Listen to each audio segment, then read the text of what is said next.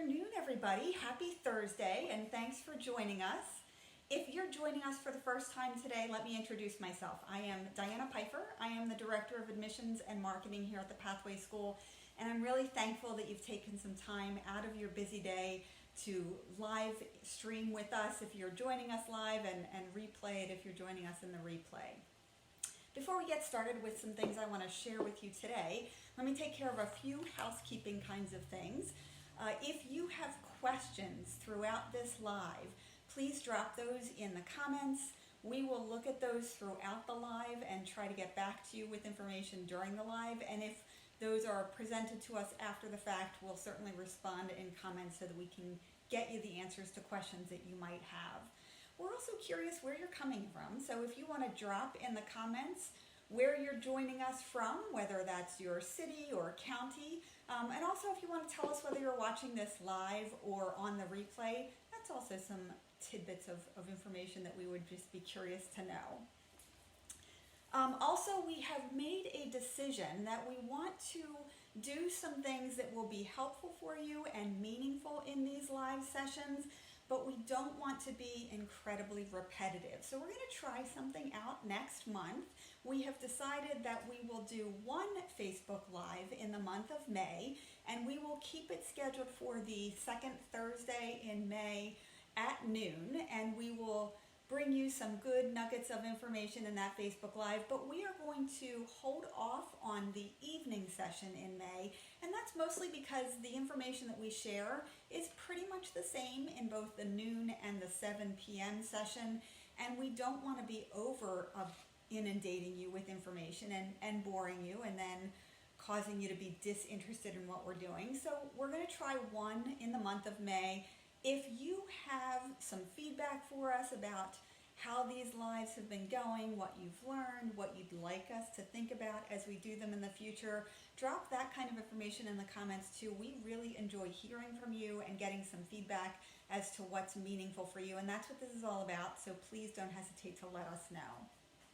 So today I'm going to talk to you a little bit more about ESY, and it occurred to me, we've talked about ESY in the last couple of lives that we've done, and it occurred to me that there may be some people out there that don't really know what ESY is, and so I want to spend a little bit of time talking about what extended school year is, what the eligibility is, those kinds of things. But before we get into that, I also want to just take a moment and put out a little disclaimer there. I've been in the special education world for several years now, and because of that, it's not always obvious to me when I'm using language or terminology that is foreign to some people or maybe not as understood. So if I'm ever saying anything, either that's wording or terminology that I'm using or an acronym, because let's face it, the education system loves their acronyms, and it's crazy to think about how many of those there are. So if I'm ever using terminology or acronyms that you don't know, please call me out on that. Put that in the comments. Make sure that I see those so that I can be a little bit more mindful to talk about what that is, what that stands for, what those words describe. All of those things are helpful. So please do feel free to let me know what's happening. Thanks so much.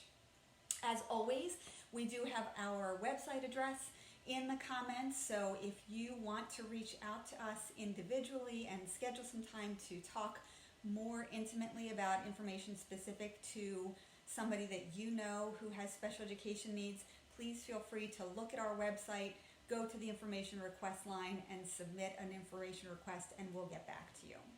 So ESY stands for Extended School Year, and that is summer programming that students with special education needs are eligible for based on several different factors.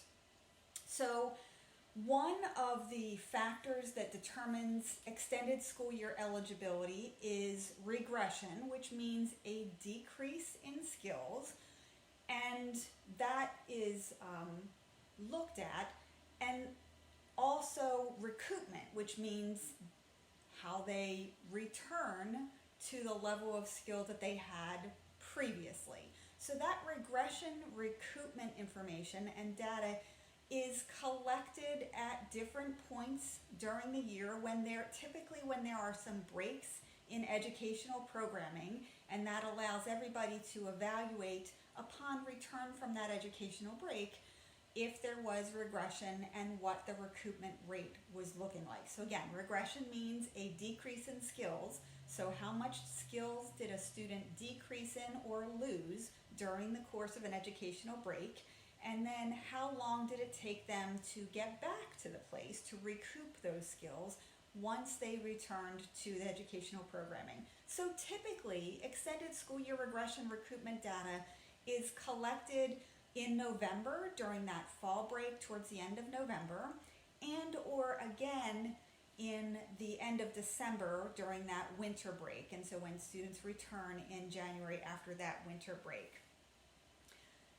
So typically that is one piece of information that determines extended school year eligibility, but quite honestly there are other factors that can deem a student extended school year eligible. And you can find a document on the Pennsylvania Department of Education's website that helps you to understand extended school year eligibility. So if you go to www.education.pa.gov and slide over, there is a policies and funding tab along the top of that page. And then if you click on that, it takes you to a drop-down menu, and you're going to select the Basic Education Circulars tab within that feature, and then it's going to show you a slew of basic education curriculum or circulars that can explain different things in education terminology. So scroll all the way down till you see ESY eligibility, and you'll be able to get some additional important information about extended school year eligibility and some facts and tidbits that you might not have known about. So it is important to understand that extended school year eligibility that data is collected based on academic regression and recoupment, certainly as we would expect in the education world, but it's also based on behavior patterns. So again, this is where I encourage you to look at that circular to get some additional details about various things and various factors that determine extended school year eligibility. They're all pretty important to think about, and as we think about a student's holistic educational experience, it is important to know that it's not just based on regression and recoupment for academics, but there are other factors as well. I also want to make sure you understand that extended school year eligibility is an IEP team decision. So what that means is that the entire IEP team gathers together to review that data that was collected and then determine extended school year eligibility. The the IEP team includes certainly the school professionals as well as parents or guardians and possibly others that have been deemed important members of a student's IEP team. So you want to gather all of those people together. Once extended school year eligibility is determined, if they are eligible for extended school year, the school will issue a notice of recommended educational placement, and that is what drives the placement for extended school year, be that something that the school district offers or something outside of the school district. Now, to be qualified as an extended school year program, there are some requirements that the school is going to want. Certainly, it's going to have some abilities to address all of those things that deemed a student eligible for extended school year. It's also important to know that extended school year is for the purpose of maintaining skills. So in almost all situations, students are not receiving new instruction during extended school year. They are instead getting refreshers and getting some educational and otherwise educational opportunities given to them in order to prevent regression, so that when the school year starts back up again, they are not falling back and rehearsing what they learned over the previous school year, but they have maintained those skills and therefore they're ready to continue moving forward. So I want to talk a little bit about what the enrollment process looks like for ESY. So here at the Pathway School, and it's different based on every school, so I encourage you to ask around and see what's going on. But at Pathway, the enrollment process for extended school year is pretty much the same as a school year-run placement. So the education staff at the current school will, if agreeing that an outside placement is necessary, they will send us the educational documents to review, and we'll consider whether we are the appropriate placement to offer programming during the ESY program. We are certainly welcoming students who don't typically attend our school year program. So some parents are asking things like, can my child come to Pathway for ESY even if they continue to go to school in their home district? And the answer to that is yes, they certainly can join us just for the summer ESY program if that's something that's interested in. The majority of our students stay with us for this fall programming, but that's not a requirement by any means. So if you're in that situation where you're looking for an extended school year program for your child, but you are comfortable and confident in the program that they have during the school year, and you want to consider us, then please reach out and we'll talk to you a little bit more about that. In most cases, the school district or charter school, educationally responsible entity is supporting a placement at Pathway for ESY, and therefore the funding is all taken care of, the transportation, all of those things are taken care of by the public school district, charter school, or whatever educationally responsible entity that your child is currently involved in. If the school is not in favor of supporting an extended school year placement with us, we certainly want you to advocate for that and have some good conversations, but there are certainly some times when the school is not in favor of an outside or an alternate extended school year program for their students, and that's their right to make recommendations, and it's the parents' right to make choices and decisions based on that recommendation. So if you're interested in having your child with us, but the school is not willing to support a placement with us, then certainly we have the opportunity for you to join us as a privately supported extended school year participant. And again, we can talk to you about that a little bit more detail if you call us individually. The extended school year program can be a wonderful opportunity if we have students that will be joining us in the fall. We always encourage families to consider joining during the extended school year program. And in addition to just being a great program, and I know I'm a little bit biased in saying all of this, but in addition to that great program that we offer, the extended school year program can be a fantastic way for new students to acclimate to their new school, to meet their new friends, to get used to their new teachers, to get used to our beautiful 12-acre campus and know where do I go for lunch and what do I do if I need to see the nurse, all of those things that you need to do as you're getting used to your new school. And the extended school year program can be a great time to do that, so they get all of that new school learning, anxiety, all of those feelings out of the way, and then can start right from the bat on the first day of school in the fall. So again, it's a great opportunity if that's something that you want to do. So the other thing I wanted to just point out real quick, and then I'll start to wrap up because I don't want to take too much of your time. I respect a busy day. So students who are graduating in June or May, if your school district is graduating early, students with special education needs are still eligible for extended school year immediately following their graduation. So just because your child or young adult may be graduating in June doesn't mean that extended school year is off the table. That's still certainly an option. They are entitled to that. And just like any other extended school year discussion, that should happen with the IEP team. And if they are deemed eligible and wanting to participate in extended school year program, then that's certainly something that they can do for that extended school year program immediately following their graduation date. So I think that's about everything that I had on my list of things to talk about today. So I don't know if there have been questions that have come in. Thank you so much for joining today. If there's been questions that have come in, then I'm happy to answer those.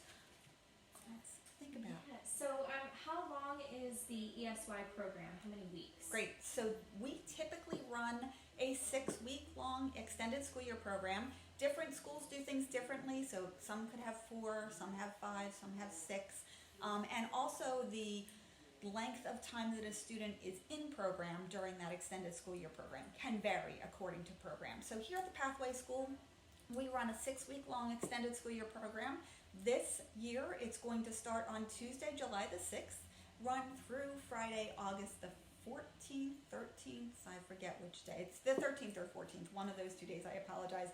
And it is a 9 o'clock in the morning until 3 o'clock in the afternoon. So it's a full day program just like they would have during the school year, Monday through Friday. Another question, will there be an online option this summer for ESY or just 5 days a week? That's a great question. So the pandemic is, if nothing, unpredictable, right? We've all had to flex and shift and do things differently according to what happens today and what happens 5 minutes from now. So we continue to watch the trends and the data that's coming in relative to the pandemic. At this point, our goal is a full-time in-person extended school year program for the summer. 5 days in person for students to be here. We do know that there may be some families for various reasons who are not comfortable or not able to send their child physically to school for extended school year. And if that's the situation that you're in, I encourage you to give me a call and we can talk more about that. We do not want to be a rigid organization that says you're either with us or you're not.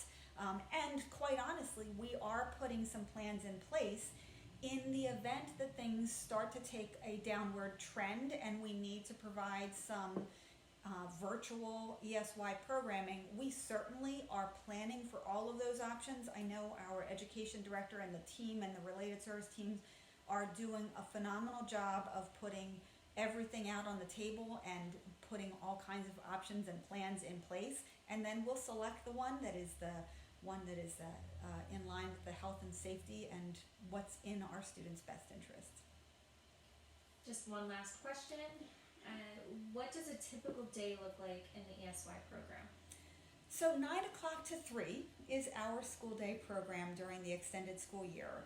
Typically the first hour and a half or so, maybe a little longer than that, is spent with some academics, some reading and math academic work. Again, to prevent that regression in those skills during the summer months, we want to make sure that we're focused on those reading and math concepts to keep those things fresh. There's social skills, both in direct instructional methods as well as the more indirect and incidental in the moment kinds of instructions that we're doing for social skills. And then, like everybody should, we have some fun over the summer. So kids will have various club options to select from. Things like, and I'm not going to rattle them all off because my brain can't keep all that information. I'm too much going on in my brain for that. But things like cooking, Master Chef, I think we sometimes call it, coding and robotics. We have a fashion and wearable technology. We certainly have some career education and pre-vocational skill building opportunities for our students who are older and going out, possibly out into the community to do some career education programming. So various clubs that kids can have fun. We are really excited about the opportunity to use those clubs to continue to help kids build some social skills, to focus on problem solving, team building, communication, all of those really very important skills that kids need, that everybody needs to be successful, not just in school, but in life in general. And we use these fun opportunities to slide in some learning in those kinds of ways throughout the day. So morning academics, some social skills, certainly some time for lunch and some downtime and social time with their friends, and then some clubs in the afternoon, and for our older students, some pre-vocational skill building. We typically have some field trips that we're going on during the summer program. Again, because of the situation that we're in with the pandemic, we are really evaluating how much we are going out into the community so that we can keep risk low, keep everybody safe and healthy. So I'm not sure that we're going to have the typical level of field trips out in the community that we typically do. However, the great thing is I think everybody has done a fantastic job building some virtual field trips into what they do. So it's pretty cool to be able to go and tour, I don't know, someplace in Greece virtually from the comfort of your classroom. So there's a lot of great virtual field trips that we'll do. We do have some fun and make sure that we're doing things that give kids different experiences during the summer as well. So I'd like to take this last couple of moments again to thank you for joining us this afternoon. Please do mark your calendar for the second Thursday in May for our next Facebook Live at noon. And remember that we won't do a Facebook Live in the Tuesday evening session in May, but I do encourage you to let us know if there's questions, topics that you want us to share with you. We're interested in giving you little nuggets of information that will be helpful, so please let us know how we can be helpful. Thanks so much for joining us this afternoon, and we look forward to hearing from you if you have additional questions. You have a great day and happy Thursday.